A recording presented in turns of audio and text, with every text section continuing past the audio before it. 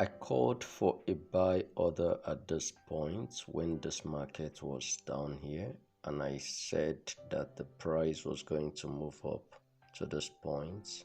It took so many hours before the market really started, and it was quite sluggish, and we saw the market moving just sluggishly to this area.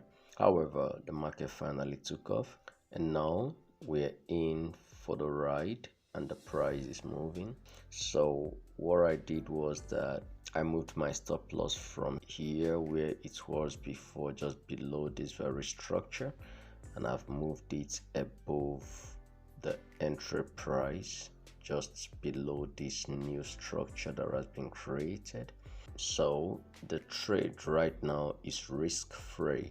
That means that even if this market decides to do otherwise and maybe come down, I will not lose any money again because I have already locked in some profits.